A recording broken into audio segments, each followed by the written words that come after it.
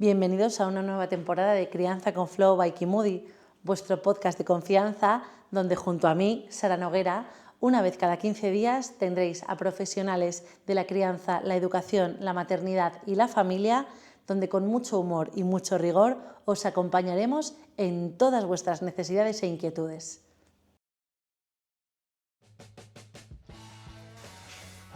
Pues bienvenidos a otro capítulo donde tenemos el placer de tener a Rafa Guerrero, psicólogo, doctor en educación, un gran conocedor del cerebro y un gran apasionado de contarnos todo lo que tiene que ver con el desarrollo del cerebro y cómo nos afecta a la hora de criar y educar. Bienvenido, Rafa. Muchas gracias, Sara. Un placer estar aquí. Gracias por invitarme. De verdad que sí. Que sabes que te aprecio mucho y que estás haciendo una labor que es fantástica.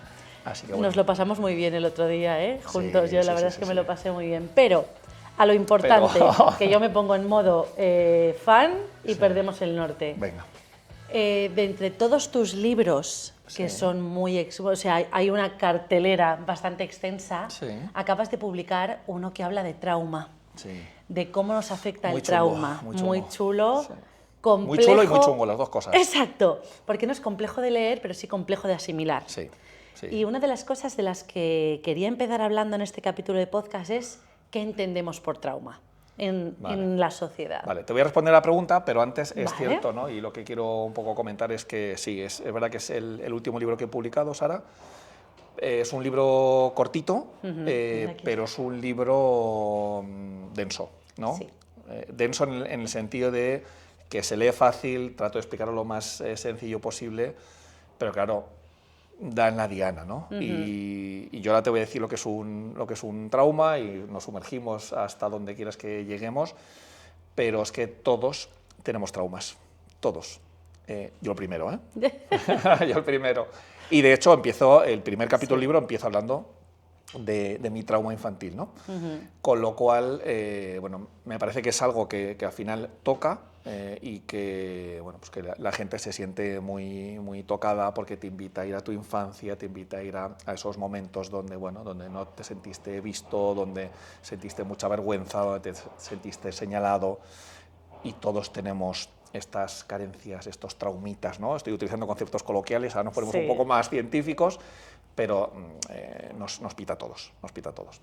Entonces, fíjate, yo siempre hago un ejercicio, Sara, que es el siguiente. Si salimos a la calle y le preguntamos a cualquier persona de la calle, independientemente de su condición social, económica, a lo que se dedique en el día a día, tú le preguntas, oye, ¿qué es un trauma? La gente te dice que un trauma es aquella situación que le ha sucedido, que siempre le suceden a los demás, por supuesto, que le ha sucedido a fulanito que tuvo un accidente de tráfico donde estuvo a punto de perder la vida, el accidente en los Andes del año 72, eso también es un acontecimiento traumático, la erupción del volcán de La Palma, eso es un acontecimiento traumático, una violación, un secuestro, es decir, todo el mundo entiende que trauma es aquella situación en la cual hubo un estrés muy alto y donde tu vida estuvo en riesgo. Y siempre decimos que esto les ocurre a los demás, esto no nos pasa a nosotros. Y lo cierto es que el 10% de los traumas son este tipo de traumas. Esto es lo que se conoce como trauma simple o trauma con T mayúscula. T mayúscula porque todo el mundo lo ve. Ahora, existen otro tipo de traumas que son la T minúscula, que es el trauma complejo, que implican situaciones que no son visibles, que están muy normalizadas y que nadie ve por el simple hecho de que están normalizadas. Es decir, tú estás en un parque y escuchas a una mamá que le dice a su hijo, como no hagas esto, te castigo y nos vamos para casa. A ver, te voy a decir, a ti no te pita, sí, claro que te pita, a ti sí, ¿vale? A Sara Kimudi, claro que le pita, eso es. Pero a nadie le pita esto. Eso es. Es decir, castigar, el chantaje, el sometimiento, las relaciones de poder, el castigo, el azote, la amenaza, la mentira, todo esto, desgraciadamente, me encantaría decir lo contrario, todo esto está tan normalizado que nadie lo ve. Esto es como, en psicología se habla mucho del elefante blanco, ¿no? El elefante blanco que habita en todas nuestras casas, que es un elefante, que es gigante, que está ahí, que lo ves, pero que todo el mundo está tan habituado al elefante a que esté de aquí para allá que al final no lo ves. Es decir, es tan normal que no lo ves. Y esto es lo que pasa con el trauma complejo, que es tan normal que todos somos tan cómplices y a la vez tan víctimas de este tipo de relación con nuestros niños que al final nadie lo ve. Y por eso, perdona Sara, todo el mundo se sorprende cuando hablamos de que el trauma complejo, el trauma con T minúscula, porque la T minúscula casi no se ve, realmente es una situación traumática. Y desde luego que lo es, porque está sostenida en el tiempo. Y a eso voy justo, la gente necesita saber que tiene traumas para saber interactuar en la sociedad. Claro. O ahora tenemos esta vertiente de ser más conscientes, de implicarnos más en nosotros mismos. O sea, tú como profesional, ¿crees que todos deberíamos de trabajar en nuestros traumas menores o conocerlos? Sí, categórico, sí, no me cabe la menor duda. Primero, partiendo de soy consciente de mis traumas y, en segundo lugar, voy a tratar de sanarlos, que no es tarea fácil. Igual que los traumas, la gran mayoría de los traumas se desarrollan en vínculo, porque resulta que mi papá no me vio, porque resulta que mi mamá me sobreprotegió, igual que los traumas se producen en vínculo, se tienen que sanar en vínculo. Es decir, y lo digo desde ya, leyendo mi libro sobre trauma, nadie va a sanar su trauma. Ojalá, te imaginas. Ojalá, sería Dilo fantástico. Y bestseller absoluto. Sería fantástico, pero no lo es. Y de hecho, claro, tú ves un libro que se llama Trauma, no te atrae. O sea, no es nada atractivo, no es nada atractivo. Pero que no sea atractivo, que sea desagradable y que implique un viaje largo y en algunos puntos doloroso, porque lo es, no implica que no sea necesario. Como hace poco dimos una charla conjuntamente en un evento y dijimos una cosa, bueno, otra profesional, Silvia Álava, que estaba ahí, dijo una cosa que a todos nos hizo gracia, porque es verdad que es los que estamos aquí, seguramente somos los que más conocemos de todo esto. Seguro. Entonces, seguramente quien conozca o se interese por el trauma sea quien compre el libro. Pero, ¿qué pasa con toda esta gente que no quiere asumir que vive con trauma, pero que tiene que socializar con todo el resto de personas? A ver, yo lo entiendo. Entiendo porque hacer este ejercicio de hilar cómo fue tu infancia con cómo es tu momento presente no es tarea sencilla, Sara. No es tarea sencilla.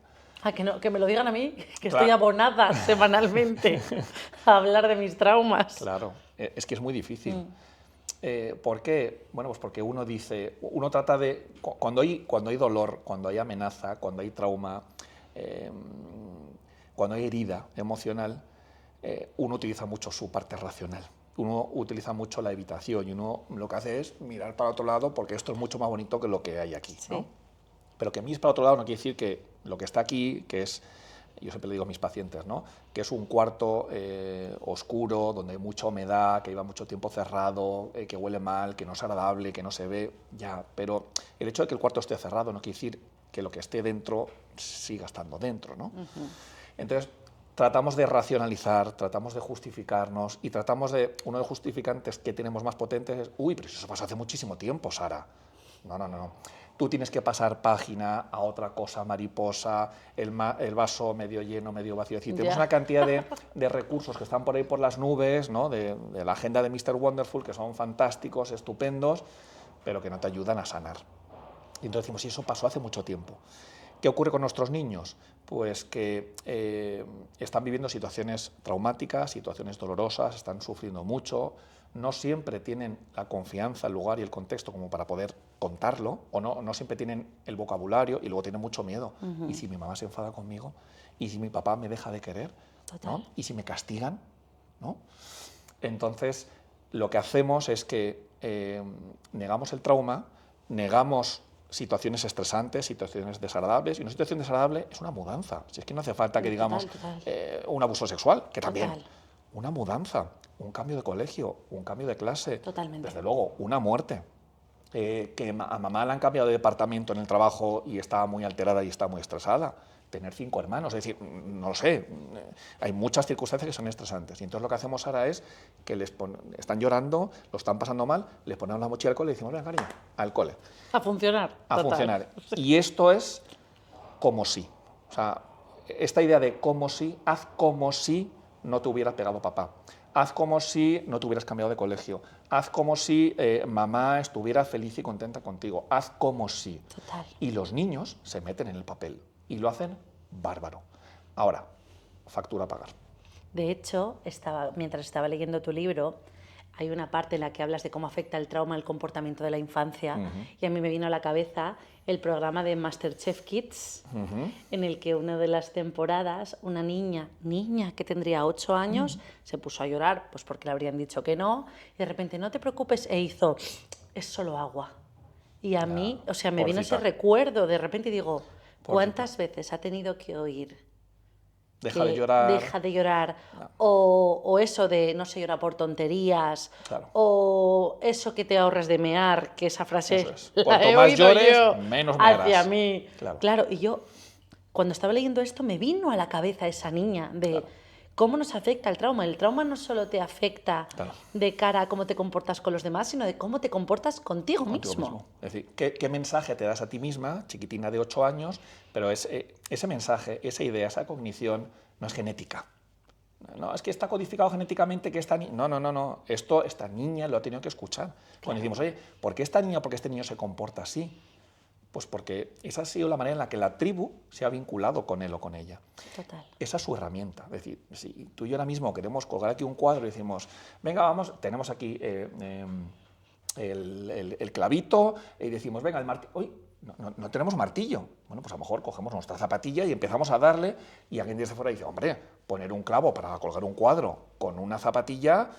¿Y qué os parece un martillo? Bueno, pues el martillo sería fantástico, pero es que no tenemos martillo. No tenemos martillo. Entonces utilizamos las herramientas que disponemos. Totalmente, que puede salir mejor o peor, claro, pero que necesitabas hacerlo. Utilizo lo que tengo. Y cuando un chiquitín, desde muy chiquitito, ha aprendido, porque esto lo aprenden perfectamente, aunque sea muy, muy implícito, muy inconsciente, que si yo quiero que mi mamá y mi papá me den cariño, yo lo que tengo que hacer es secarme las lágrimas, y lo que tengo que hacer es portarme bien y sacar buenas notas, lo voy a hacer, porque mi supervivencia, porque mi cariño y porque mi vínculo con mis papás y mi no abandono está en juego. Y lo voy a hacer. Porque, claro, cuando hablamos de abandono y de no abandono, la gente entiende el abandono como algo físico. Claro. Pero lo que de verdad nos afecta en la infancia es el abandono emocional. Eso es. Y es lo que genera luego los problemas. ¿Cómo puede reconocerse un niño que sufre abandono emocional? Claro. Esto mismo que hablamos antes es ahora del trauma con T mayúscula y el trauma con T minúscula. Es decir, por supuesto que hay abandono físico, pero la mayor parte de los abandonos son emocionales, son abandonos psicológicos. Son mamás y papás que están circulando por casa, es decir, que están en casa, pero que no están con su niño. Eso es. Y no estar con su niño puede implicar que no le vean, un niño que no has visto, un niño que siente emociones y constantemente le están cortando esas emociones, deja de llorar, no puedes mostrar tus emociones, no puedes mostrar tu vulnerabilidad, no llores por esa tontería, pero hombre, por un juguete estás llorando, pero fíjate la cantidad de juguetes que tiene, ya, es que esos juguetes no los quiere este, el que se acaba de romper, ¿no? Exacto. Mamás y papás que están físicamente presentes, pero que están emocionalmente completamente desconectados, por los motivos que sea. Yo esto, desgraciadamente, lo he vivido en primera persona cuando yo era chiquitito, con unos papás, un papá que no estaba presente físicamente, con una mamá que sí que estaba presente, pero una mamá que estaba muy desconectada, una mamá muy disociada y una mamá que estaba muy entregada a él. Lo que tengo que hacer es cocinando, limpiando, ordenando, ¿no? Organizando. Y al final se encuentran estos niños con papás que estén presentes física o emocionalmente, están muy tocados. Están muy tocados y entonces no se sienten vistos, no se sienten comprendidos, no se sienten pertenecientes a la tribu, no se sienten protegidos, no son niños empoderados, no son niños que confíen en sí mismos, no son niños que se sepan regular emocionalmente. Y todos estos ejemplos que he puesto no son lujos, son necesidades básicas de contenido socioemocional del ser humano, que si no se llenan, estoy vacío. Y la persona, ya no digo el niño, la persona que está vacía necesita cubrir. ¿Y cómo lo cubres? Como puedes. ¿Cómo puedes? Hay quien lo cubre, y hablamos de niños más mayores, de adolescentes y de adultos, hay quien lo cubre con redes sociales, hay quien lo cubre ese vacío con porno, hay quien lo cubre con compras, hay quien lo cubre con trabajo, hay quien lo cubre con cortes, hay quien lo cubre con videojuegos, con Roblox, y hay quien lo cubre con sexo compulsivo. ¿Con qué lo cubras? Es anecdótico. Total. Es anecdótico. O sea, lo importante es que estás huyendo de algo, estás huyendo del vacío, de ese cuarto que decíamos antes que está oscuro, que hace mucho frío y que nada más abrirlo ya empiezas a temblar. Normal, porque eso lo viviste tú. ¿Y lo cerraste para qué? Para sobrevivir. Sí, Supervivencia porque pura y dura. es alucinante que realmente de lo que no nos acordamos no es que no nos queramos acordar, es que el cerebro se ha encargado de que no te acuerdes para poder, como decíamos antes, funcionar. Es decir, yo te voy a facilitar, lo que pasa es que, claro, eso es un trauma enquistado y alguien tiene que venir de fuera a ayudarte a sacarlo para dejar de funcionar en automático. Claro. Acabas de decir algo que me ha ilustrado una experiencia también con una persona a la que acompañamos desde Kimudi, que el niño tenía unas rabietas salvajes, ella no sabía por qué, y tirando un poco del hilo, ella te decía, yo le llevo a rugby, yo le llevo a fútbol, yo le llevo a los cumpleaños, y yo, vale, ¿le llevas o estás? Porque estar presente no es estar físicamente. Yeah. Y aquí es a lo que quería también hablar contigo, en cuanto no tanto a evitar trauma, pero sí a ser conscientes, ¿qué papel está jugando la exigencia social en el papel de las madres y los padres de funcionar como madres y padres? Porque muchas veces, obviamente, el trauma no se genera de forma voluntaria en la mayoría de los casos. Cuando somos adultos y tenemos pequeños, tú no decides, hoy voy a traumatizar a mi hijo. Entonces, es una concatenación de sucesos que están provocados generalmente por el ritmo de la sociedad, por la sobreexigencia, por la autoexigencia.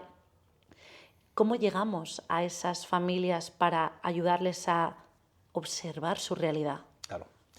Yo siempre digo, Sara, que vivimos en una sociedad traumatizada y traumatizante. Sí.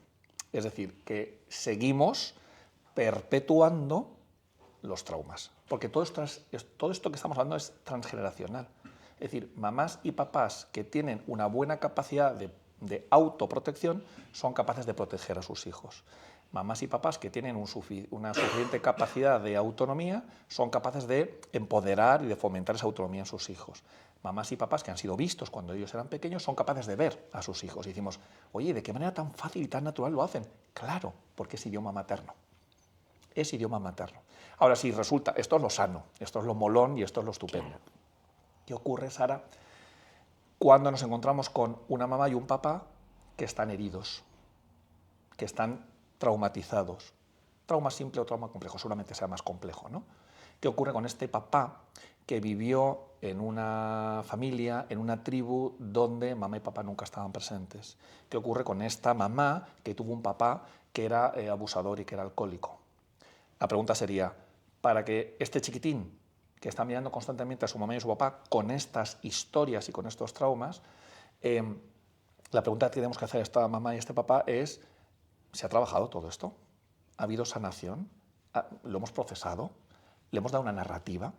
Uno de los grandes problemas del trauma, Sara, como bien sabes, es que no hubo narrativa, ¿no? Y repito, que no hace falta que sea la cosa más delicada y más estresante del mundo. Es que 3 mudanzas en un año suponen un trauma que pesa mucho. Que puede ser salir de aquí de Kimudi con tu niña de 5 añitos de la mano y de repente encontrarse con un perro que no es un pastor alemán, que es un caniche, que le ladra, que le saca el diente y de repente se queda congelada esa niña. No es tan importante lo que ocurre, sino lo que hacemos con lo que ocurre. Es decir, esta situación que acabamos de escribir, que es de lo más cotidiano y de lo más trivial, se puede convertir en traumática, y un abuso sexual puede ser integrado y puede ser sanado si la tribu es capaz de gestionarlo de una manera adecuada. Trauma llama a trauma, Rafa. Sí, desgraciadamente sí. Igual que unos papás o una tribu con una sana autoestima van a llamar y van a fomentar de una manera, además, repito, muy sencilla, muy fácil, muy natural, porque es que está inyectado. No digo genéticamente, ¿no? Yo no hablo de genes, sí, ¿vale? No. Porque es lo que ellos han vivido. Es decir, yo no tengo que hacer ningún esfuerzo para pensar, cuando estoy hablando contigo, ¿y cómo se dice en castellano esta palabra? No, porque desde que yo era chiquitito, mi mamá, mi papá y toda mi tribu me hablaban en castellano. Entonces no tengo que hacer ningún esfuerzo. Ahora, si hiciéramos este podcast en inglés, a pesar de que yo de un colegio inglés, yo tendría que hacer un esfuerzo mucho mayor que si la conversación es en castellano. Y si fuera en croata, te diría, mira, lo siento, Sara, pero no puedo participar en tu podcast porque no tengo ni idea de croata. ¿Eso qué implica? Que cuando hablamos de aspectos socioemocionales, hablamos de idiomas. Idiomas que pueden ser maternos, porque esto es lo que yo he aprendido. Yo aprendí desde pequeño que hay respeto, hay democracia, hay presencia, hay protección. No hay sobreprotección, hay protección. Hay fomento de la autonomía, hay empoderamiento, yo me siento visto, me siento perteneciente, me acompañan en la regulación de mis emociones, es decir, buenos tratos, o yo puedo aprender todo lo contrario. ¿Por qué? Bueno, pues porque resulta, como el ejemplo que hemos puesto antes, que mi mamá y mi papá han vivido situaciones que son muy traumáticas. Decíamos antes, yo he vivido ese trauma complejo a lo largo de mi infancia, pero yo entiendo perfectamente por qué he vivido lo que he vivido. Porque yo sé que mis padres, cuando eran pequeños, sus infancias no fueron de buenos tratos. Claro. Sé que hubo mucho chantaje, sé que hubo mucho maltrato, sé que hubo abuso, y eso implica que mamá y papá, al no haber trabajado dichos traumas, porque es más fácil evitar, y puedes estar toda tu vida evitando, Sara, pues te lo transmiten. Y tengo un familiar muy familiar que me dice: yo no voy al psicólogo porque me confieso. Claro. Es decir, asumes que hay trauma, pero no lo quieres trabajar. Claro. Pero cuesta mucho, ¿eh? Sí. Cuesta mucho reconocer que esto es trauma. Claro. Porque tenemos la sociedad montada, y tú lo conoces bien, de la siguiente manera. Nos vamos a los niños ahora. Un chiquitín que tiene rabietas, como el ejemplo que ponías antes, un chiquitín que resulta que en el aula constantemente, cuando le dices algo, te dice que no, le pones una norma y se la salta, le pones un límite y se lo salta, le dices que saque el cuaderno y te dice que no, te mira, te reta, ¿no? Entonces el adulto dice: ostras, ¿aquí qué está pasando? Esto hay que poner una etiqueta. Hay que poner una etiqueta para poder explicar. Resulta que este niño me reta porque tiene TND, y como tiene TND, me reta, ¿no? Trastorno negativista desafiante. Sí. Otra niña que tiene 8 años, que resulta que en clase está mirando arriba y pensando en sus cosas. Y uno dice: esto no es normal. Vamos a ver qué es lo normal y qué es lo no normal, ¿no? Esto no es normal. Muchas horas. Tengo que darle una justificación, se dice la profesora. Digo la profesora como diría la madre, el padre o el abuelo, da igual. Vale, es que esta niña tiene déficit de atención. Y una vez más, como tiene TDAH, muestra déficit de atención y no se concentra en clase, y vamos cerrando el círculo. Y entonces lo que estamos haciendo es que estamos dando vueltas a la M30. Porque esta niña que decimos que tiene déficit de atención y la hemos diagnosticado de TDAH y le estamos dando metilfenidato todos los santos días, resulta que está traumatizada. No es que tenga déficit de atención, es que está disociada. Pero nadie quiere hablar de trauma, Sara. Es que a mí me tocas ahí en lo personal, ¿eh? El nivel de disociación y de TDAH y tal es que en el momento que empiezas a trabajar en terapia determinadas cosas te das cuenta que sí, que tienes todo eso, pero que tiene un origen. Que todo tiene un origen. Claro. Y lo que nos tenemos que preguntar, Sara, es qué viene antes, si el huevo o la gallina. Es que mi niño tiene un déficit de atención. La pregunta es, ¿qué hay en la raíz? Vayamos a la raíz. Cuando hay un comportamiento en infancia que viene eso, trastorno de déficit de atención, que hay disociaciones, necesitamos saber que de verdad ha pasado algo para llegar hasta este momento. Claro. Pero sobre todo, Sara, aquí lo importante sería, ¿qué viene antes, el huevo o la gallina? Porque nos encontramos con un chiquitín que, bueno, no tan chiquitín, venga, vamos a hablar de, aunque para mí todos son chiquitines hasta los adolescentes, ¿no? Pero resulta que tenemos un niño de 8 o 9 años, ¿vale?, que lo han diagnosticado, pobrecito mío, de TND, de trastorno negativista desafiante, porque no acepta ninguna norma, ningún límite, nunca hace lo que tú le dices, tienes que estar suplicándole que saque el cuaderno en el aula, ¿no?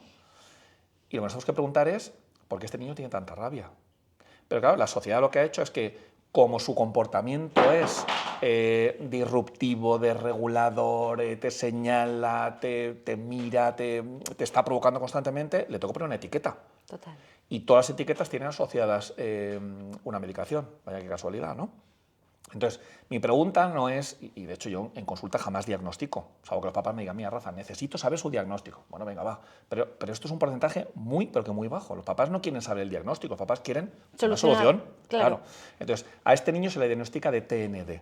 Y a lo mejor lo que hay detrás de ese supuesto TND que le han puesto los colegas psicólogos, psiquiatras, resulta que hay un niño que está ardiendo en llamas. Un niño que está lleno de rabia, lleno de furia. ¿Por qué? Porque no ha sido visto, por ejemplo. Porque no le miran incondicionalmente.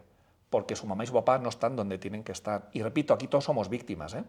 Aquí no hay culpables, aquí no hay que señalar a nadie. Mamá y papá lo hacen, hacen como pueden, igual que tú y yo lo hacemos como podemos, ¿no?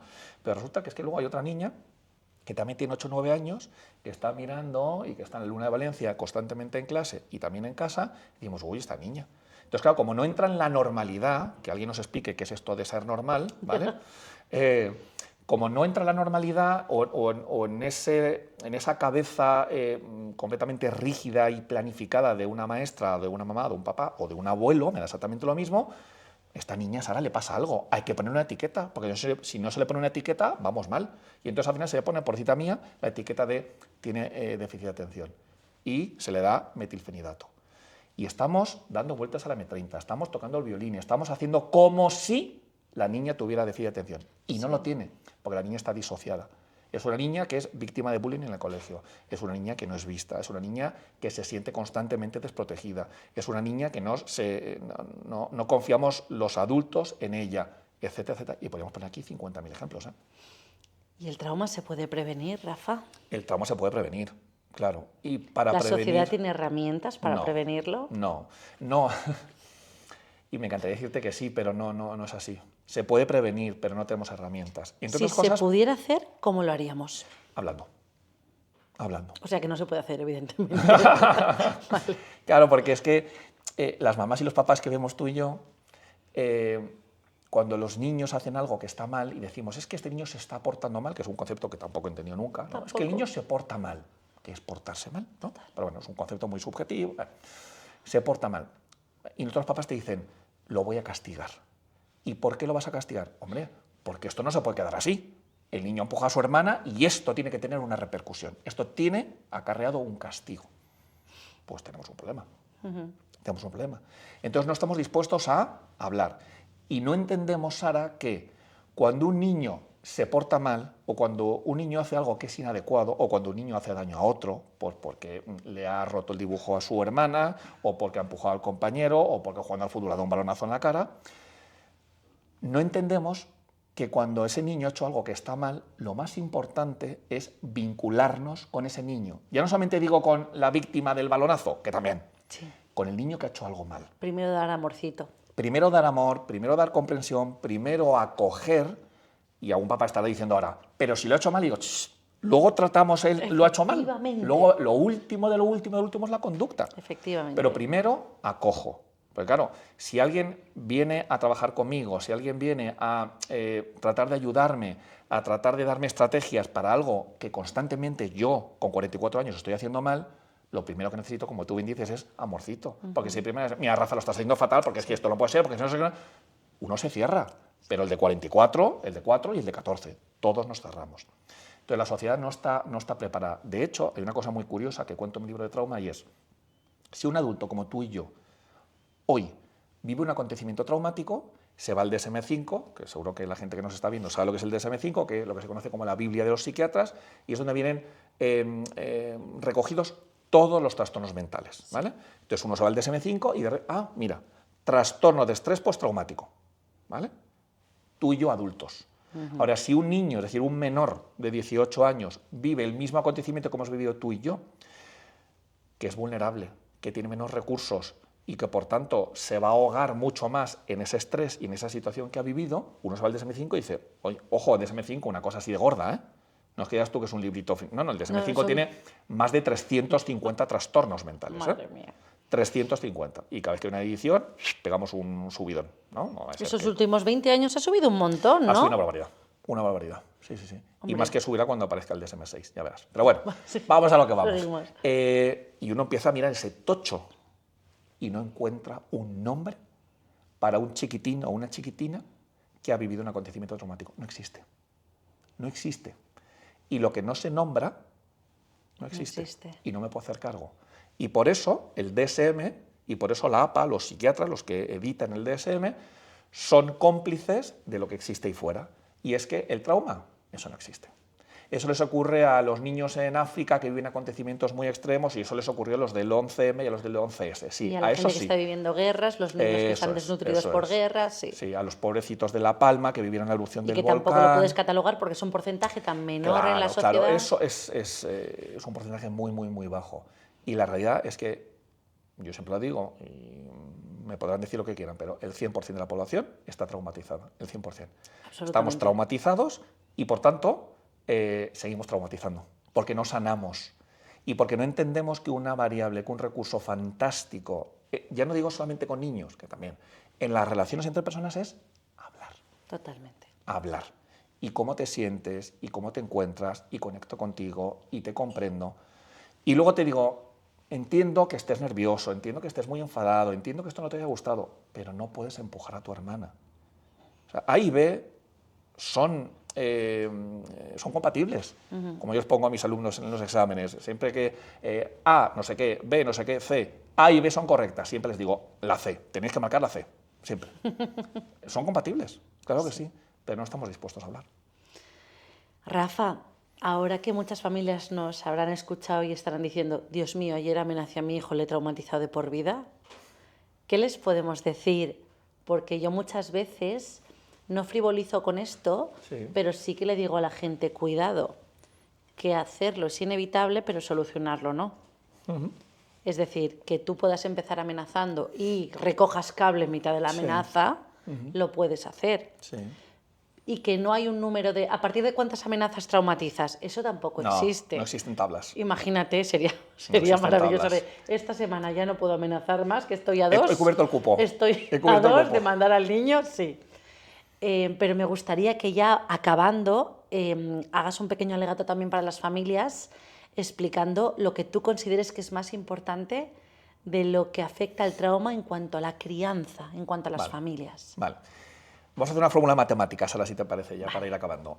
Un trauma es igual a 1. Acontecimiento estresante. Donde digo estresante me refiero a un acontecimiento, un lugar, una situación donde yo sentí mucha vergüenza, donde yo sentí mucho miedo, mucha tristeza, es decir, una emoción desagradable. En segundo lugar, silencio, es decir, que nadie se hizo cargo de mi vergüenza, que nadie se hizo cargo de mi miedo, miramos para otro lado como padres, porque lo que nos enseñan ahí fuera es que cuanto menos importancia le des a lo negativo, mejor. Y la investigación y la clínica nos demuestra lo contrario. Con lo cual, emoción desagradable, silencio, el no ha pasado nada, el vamos a hacer como si, y en tercer lugar, la narrativa explícita de aquí no ha pasado nada. La chiquitina que está jugando en el parque, de repente se tropieza, se cae al suelo y se pone a llorar y decimos, venga, venga, venga, cariño, nos quitamos la arenita, venga, ole, un besito. ole, ole, ole. Venga, Sí. venga, mi niña, ole, mi niña, que bien juega, qué maravilla. Esta frase de, si no le haces caso, se levanta. Claro. Uy, Claro. ay, O mira ay. para otro lado. Sí. Esto, Sara, es lo que nosotros nos enseñaban Por supuesto. en la Facultad de Psicología. Nosotros teníamos una asignatura que cada vez que la nombro se me ponen los pelos de punta, que se llamaba técnicas de modificación de conducta. Y nos enseñaban esto. Bueno, a ver, no llevaba engaño, ¿eh? También te digo, Ya la sé, asignatura. O sea, no te enseñamos luego a hacer tortitas. No te sorprendía, pero no te sorprendía. Era Guau. técnicas de modificación de conducta. Es decir, ¿qué tienes que hacer con un niño que está en plena rabieta? Y lo que te decían, y lo que yo aprendí, es que cuando el niño está llorando, pataleando, gritando e insultándote, tú tienes que mirar para otro lado. Porque como le mires por el rabillo del ojo, ya estás perdido. Y que si como profesional no te da por tener un poquito de pensamiento crítico, Claro. ahí te quedas. Claro, pero ese es el gran peligro, ¿no? Que te enseñan que lo importante es el síntoma.